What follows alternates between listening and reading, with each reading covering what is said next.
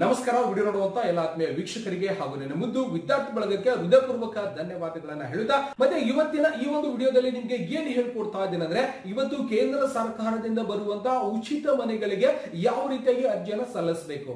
ಯಾಕಂದ್ರೆ ಇವತ್ತು ಕೇಂದ್ರ ಸರ್ಕಾರದಿಂದ ಬಹಳಷ್ಟು ಜನರಿಗೆ ಇವತ್ತು ಮನೆ ಇಲ್ಲದವರಿಗೆ ಇವತ್ತು ಉಚಿತವಾಗಿ ಮನೆ ಕೊಡುವಂತಹ ಯೋಜನೆಗೆ ಅರ್ಜಿ ಸಂಪೂರ್ಣವಾಗಿ ಪ್ರಾರಂಭವಾಗಿದೆ. ಅದಕ್ಕೆ ಯಾವ ರೀತಿಯಾಗಿ ಅರ್ಜಿಯನ್ನ ಸಲ್ಲಿಸಬೇಕು, ಅದಕ್ಕೆ ಏನೆಲ್ಲ ದಾಖಲೆಗಳು ಬೇಕಾಗುತ್ತೆ ಅನ್ನುವಂತಹ ಒಂದು ಮಾಹಿತಿಯನ್ನು ನಿಮಗೆ ಸಂಪೂರ್ಣವಾಗಿ ಇವತ್ತಿನ ವಿಡಿಯೋದಲ್ಲಿ ಕೊಡ್ತಾ ಇದ್ದೀನಿ. ಯಾಕಂದ್ರೆ ಗ್ರಾಮ ಪಂಚಾಯತಿ ಮಟ್ಟದಲ್ಲಿ ನಾವು ನೋಡೋದಾದ್ರೆ ಇವತ್ತು ಮನೆ ಹಾಕ್ತಿವಂತ ಎಷ್ಟು ರೊಕ್ಕ ತಗೊಂಡ ನಿಮ್ಮ ಹತ್ರ ಕಮೆಂಟ್ಸ್ ಮಾಡ್ರಿ. ಹೌದಿಲ್ಲ, ಮನಿ ಬಂದಾವೋ ಇಲ್ಲೋ, ಮನಿ ಕಟ್ಟಿರಿ ಇಲ್ಲೋ, ಯಾರಿಗ್ ಮನಿ ಹೋಗ್ತಾವೋ, ಯಾರ್ ಮನಿ ಕಟ್ಕೊಳಕತ್ತಾರೋ, ಯಾರಿಗ ನಾವು ರೊಕ್ಕ ಕೊಡಾಕತ್ತೀವೋ, ಏನು ಚಂದಿಲ್ಲ ಅದು ಕೇಳಬಾರ್ದು. ಹೌದಿಲ್ಲ ರೀ, ದೊಡ್ಡ ದೊಡ್ಡ ಮನಿ ಇರ್ತಾವ, ಅವರೇ ನಾಲ್ಕು ಮನಿ ಹಾಕೊಂಡಿರ್ತಾರ. ಅವೆಲ್ಲ ಬಡವರಿಗೆ ಬಗ್ಗರಿಗೆ ಮನಿ ಕೊಡ್ರಿ ಅಂತೇಳಿ ಸರ್ಕಾರ ಕೊಟ್ರ ಇಲ್ಲಿ ಏನಾಗಿರ್ತಾವ.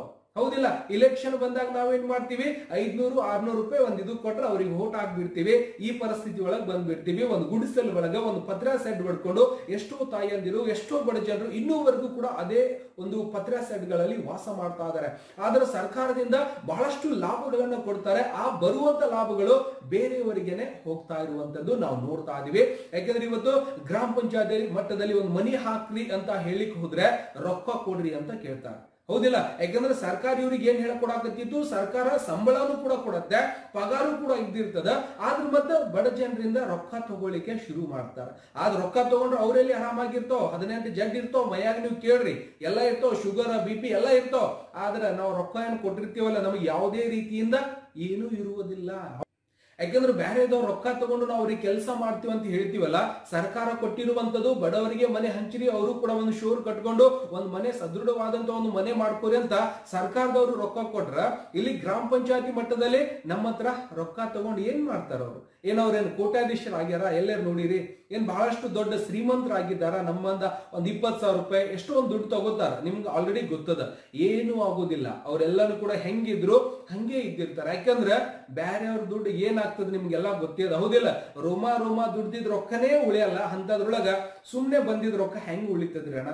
ಹೌದಿಲ್ಲ, ಎಷ್ಟೇ ಆಗ್ಲಿ ಪರಮಾತ್ಮ ನೋಡ್ತಿರ್ತಾರ. ಯಾಕಂದ್ರೆ ಬಡವರು ರೊಕ್ಕ ತಿಂದು ಅಧಿಕಾರಿಗಳೇನ್ ಕೆಲಸ ಮಾಡ್ತಾರಲ್ಲ, ಅವ್ರ ಜೀವನದೊಳಗ ಎಂದೂ ಕೂಡ ಉದ್ಧಾರ ಆಗುವುದಿಲ್ಲ. ಅವ್ರು ಹೋಗೋದ್ ಮತ್ ಲಾಸ್ಟಿಗೆ ಎಲ್ಲಿ ಹೋಗ್ಬೇಕು ಅಲ್ಲೇ ಹೋಗ್ತಿರ್ತಾವ. ಆ ರೊಕ್ಕ ಎಲ್ಲಿ ಹಾಕ್ಬೇಕು ಅಲ್ಲೇ ಹಾಕ್ತಿರ್ತಾರ. ದಯವಿಟ್ಟು ಯಾರೆಲ್ಲ ವಿಡಿಯೋ ನೋಡ್ತಾ ಇದ್ರಿ, ನಾನು ಹೇಳುವಂತ ಕೆಲವರಿಗೆ ತಪ್ಪು ಅನಿಸ್ಬೋದು, ಆದ್ರೆ ನೈಜ ಘಟನೆಯನ್ನ ಹೇಳ್ಕೊಡ್ತಾ ಇದ್ದೀನಿ. ಹೌದಿಲ್ಲ ರೀ, ಯಾಕಂದ್ರೆ ಇವತ್ತು ಸರ್ಕಾರದಿಂದ ಬರುವಂತ, ಇವತ್ತು ಕರ್ನಾಟಕ ಸರ್ಕಾರದಿಂದ ಬರುವಂತ ಮನೆಗಳಾಗಿರ್ಬೋದು, ಇವತ್ತು ಗ್ರಾಮ ಪಂಚಾಯತಿ ಮಟ್ಟದಲ್ಲಿ ಬಹಳಷ್ಟು ಯೋಜನೆಗಳು ಬರ್ತಾ ಇರತ್ತೆ. ಅವೆಲ್ಲ ಯೋಜನೆಗಳು ಯಾರಿಗೆ ಹೋಗ್ತಾವೋ, ಯಾರು ತಗೋತಾ ಇದ್ದಾರೋ, ಏನ್ ಮಾಡ್ತಾ ಇದ್ದಾರೋ, ಬಡವರಿಗಂತೂ ಒಂದೂ ಕೊಡುವುದಿಲ್ಲ. ಎಷ್ಟು ಒಂದು ಊರಲ್ಲಿ ನೋಡೋದಾದ್ರೆ ಬಹಳಷ್ಟು ಸುಮಾರು ಇವತ್ತು ಪತ್ರ ಸೆಡ್ಗಳಲ್ಲಿ ವಾಸ ಮಾಡ್ತಾ ಇದ್ದಾರೆ ತಾಯಿಯಂದಿರಾಗಿರ್ಬೋದು. ಬಹಳಷ್ಟು ಬಡವರು ಕೂಡ ಇನ್ನೂವರೆಗೂ ಕೂಡ ನೋಡ್ಲಿಕ್ಕೆ ಸಿಗ್ತಾ ಇರತ್ತೆ. ಆದ್ರೂ ಕೂಡ ಸರ್ಕಾರ ಕೊಟ್ಟೆ ಕೊಡ್ತದ, ಅವು ಎಲ್ಲಿ ಹೋಗ್ತಾವ ಅನ್ನೋದು ಗೊತ್ತೇ ಆಗುದಿಲ್ಲ. ಆದ್ರೂ ಕೂಡ ಇವತ್ತು ನಿಮ್ಗೆ ಎಚ್ಚರಿಕೆ ಏನ್ ಮಾಡ್ತಾ ಇದ್ದೀನಪ್ಪ ಅಂದ್ರೆ, ಇವತ್ತು ಕೇಂದ್ರ ಸರ್ಕಾರದಿಂದ ಬಂದಿರುವಂತಹ ಒಂದು ಯೋಜನೆ, ಆ ಒಂದು ಯೋಜನೆ ಗೊತ್ತಿರಬಹುದು ನಿಮ್ಗೆ. ಅದಕ್ಕೆ ಯಾವ ರೀತಿಯಾಗಿ ಅರ್ಜಿಯನ್ನ ಸಲ್ಲಿಸಬೇಕು ಅನ್ನೋದನ್ನ ತಿಳಿಸ್ಕೊಡ್ತಾ ಇದ್ದೀನಿ. ಯಾವ ಒಂದು ಯೋಜನೆ ಅನ್ನೋದು ಕೂಡ ಗೊತ್ತಿರಬೇಕು. ಪ್ರಧಾನ ಮಂತ್ರಿ ಆವಾಸ್ ಯೋಜನೆ ಅಡಿಯಲ್ಲಿ ಇವತ್ತು ಉಚಿತವಾಗಿ ಇವತ್ತು ಬಡವರಿಗೆ ಅಂದ್ರೆ BPL ಕಾರ್ಡ್ ಇರುವಂತಹ ಕುಟುಂಬಗಳಿಗೆ ಮನೆಗಳನ್ನ ಹಂಚಲಿಕ್ಕೆ ಇವತ್ತು ಆನ್ಲೈನ್ ಮುಖಾಂತರ ಅರ್ಜಿಯನ್ನ ಕರೆದಿದ್ದಾರೆ. ಅದಕ್ಕೆ ಯಾವ ರೀತಿಯಾಗಿ ಅರ್ಜಿಯನ್ನ ಸಲ್ಲಿಸಬೇಕಾಗಿತ್ತು, ಅದಕ್ಕೆ ಏನೆಲ್ಲ ದಾಖಲೆಗಳನ್ನ ನಮ್ಮ ಹತ್ರ ಬೇಕಾಗುತ್ತೆ, ಅದಕ್ಕೆ ಅರ್ಹತೆಗಳನ್ನ ನಾವು ಏನೆಲ್ಲ ಹೊಂದಿರಬೇಕು ಅನ್ನೋದನ್ನ ಸಂಪೂರ್ಣವಾಗಿ ತಿಳಿಸ್ಕೊಡ್ತಾ ಇದ್ರೆ, ಜೊತೆಗೆ ಈ ಒಂದು ಅರ್ಜಿಯನ್ನ ಎಲ್ಲಿ ಹೋಗಿ ಸಲ್ಲಿಸಬೇಕ್ರಿ ಸರ್, ಯಾರಿಗೆ ಹೋಗಿ ಸಲ್ಲಿಸಬೇಕು ಅನ್ನುವಂಥದ್ದು ಕೂಡ ಸಂಪೂರ್ಣವಾಗಿ ಗೊತ್ತಾಗ್ಬಿಡುತ್ತೆ. ಯಾಕಂದ್ರೆ ಇಲ್ಲಿ ಸಪೋಸ್ ಅರ್ಜಿಯನ್ನ ನಾವು ಸಲ್ಲಿಸಬೇಕಾಗಿತ್ತು ಅಂದ್ರೆ ವಯಸ್ಸಿನ ಮಿತಿ 18 ವರ್ಷ ವಯಸ್ಸಾಗಿರ್ಬೇಕು ಅಂತೇಳಿ ಕೂಡ ನಾವು ನೋಡ್ತಾ ಇದೀವಿ. ಇಲ್ಲಿ ಹೆಣ್ಣಾಗಿರ್ಬೋದು ಗಂಡಾಗಿರ್ಬೋದು, ವಯಸ್ಸು ಎಷ್ಟಾಗಿರ್ಬೇಕು, 18 ವರ್ಷ ಮೇಲ್ಪಟ್ಟವರಿಗೆ ಅರ್ಜಿಯನ್ನ ಸಂಪೂರ್ಣವಾಗಿ ಸಲ್ಲಿಸಬೇಕಾಗತ್ತೆ. ಮತ್ತೆ ಈ ಒಂದು ಯೋಜನೆಯಲ್ಲಿ ಆಲ್ರೆಡಿ ನೀವು ಸ್ವಲ್ಪ ಒಂದು ಸಣ್ಣ 2 ಮನಿ ಕಟ್ಕೊಂಡಿವಿ ಸರ್ ಅಂದ್ರೂ ಕೂಡ ನೀವು ಈ ಒಂದು ಯೋಜನೆಗೆ ಅರ್ಜಿ ಸಲ್ಲಿಸಲಿಕ್ಕೆ ಅರ್ಹತೆಯನ್ನ ಹೊಂದಿರ್ತೀರಿ. ಇಲ್ಲ ಸರ್, ಸುಮ್ನೆ ರೊಕ್ಕ ಹಾಕಿ 1-2 ಮನಿ ಕಟ್ಕೊಂಡಿನಿ, ನನಗೆ ಮನಿ ಬರ್ತಾ ಇದ್ದಿಲ್ಲ ಅಂತ ಟೆನ್ಷನ್ ಇಲ್ಲ, ನಿಮ್ಗೂ ಕೂಡ ಮನಿ ಸಂಪೂರ್ಣವಾಗಿ ಕೊಡ್ತಾರೆ. ಅದನ್ನು ಕೂಡ ನಾವು ನೋಡ್ಬೇಕು.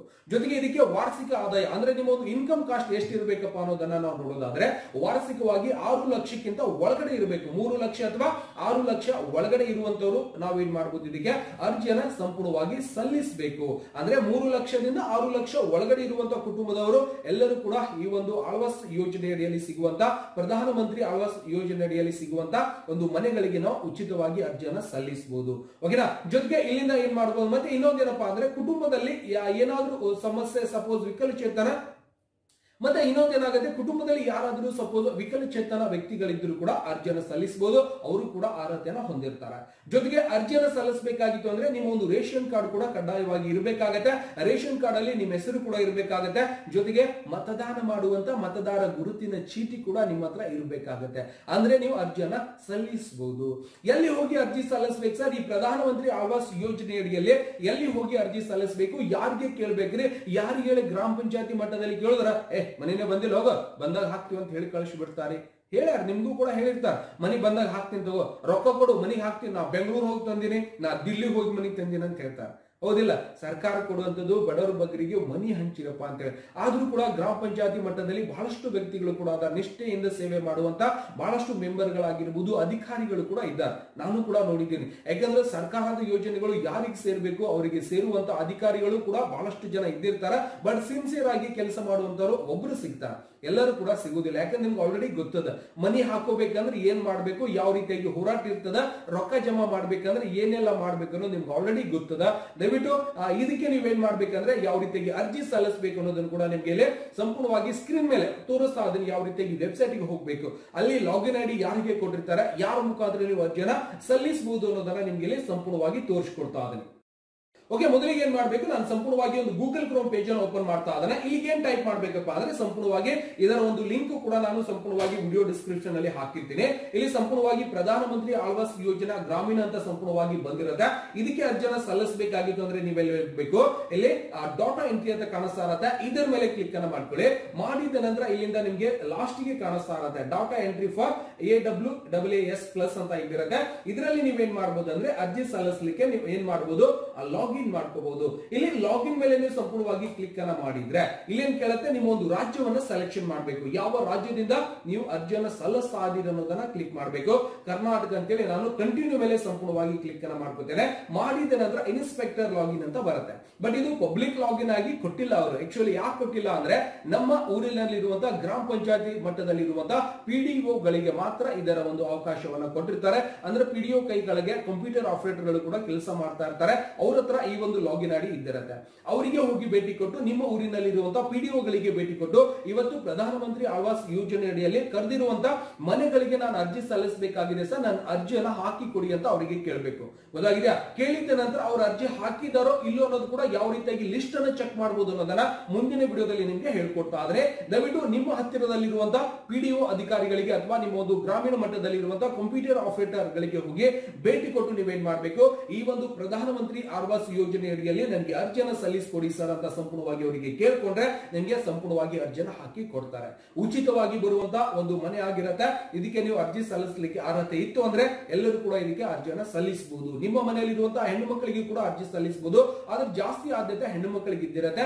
ಅವ್ರ ದಾಖಲೆಗಳನ್ನ ತಗೊಂಡೋಗಿ ಅವ್ರದ್ದೇನಿಲ್ಲ, ಆಧಾರ್ ಕಾರ್ಡ್ ತಗೋಬೇಕಾಗುತ್ತೆ. ಆಧಾರ್ ಕಾರ್ಡ್ ಆದ ನಂತರ ಒಂದು ಪ್ಯಾನ್ ಕಾರ್ಡ್ ಜೆರಾಕ್ಸ್ ತಗೊಳ್ಳಿ, ಬ್ಯಾಂಕ್ ಪಾಸ್ಬುಕ್ ಜೆರಾಕ್ಸ್ ತಗೊಳ್ಳಿ, ವೋಟರ್ ಕಾರ್ಡ್ ಜೆರಾಕ್ಸ್ ತಗೊಳ್ಳಿ, ಅದಾದ್ಮೇಲೆ ರೇಷನ್ ಕಾರ್ಡ್ ಜೆರಾಕ್ಸ್ ತಗೊಳ್ಳಿ. ಇಷ್ಟೇ ದಾಖಲೆಗಳನ್ನ ತಗೊಂಡೋಗಿ ಮತ್ತೆ ಇನ್ನೊಂದು ಇನ್ಕಮ್ ಕಾಸ್ಟ್ ಜೆರಾಕ್ಸ್ ಅನ್ನ ತಗೊಂಡು ಇಷ್ಟು ದಾಖಲೆಗಳನ್ನ ತಗೊಂಡು PDO ಅಧಿಕಾರಿಗಳಿಗೆ ಕೊಟ್ರೆ ಅವರು ಸಂಪೂರ್ಣವಾಗಿ ಈ ಒಂದು ಲಾಗಿನ್ ಅಲ್ಲಿ ನಿಮಗೆ ಸಂಪೂರ್ಣವಾಗಿ ಅರ್ಜಿಯನ್ನ ಹಾಕಿ ಕೊಡ್ತಾರೆ.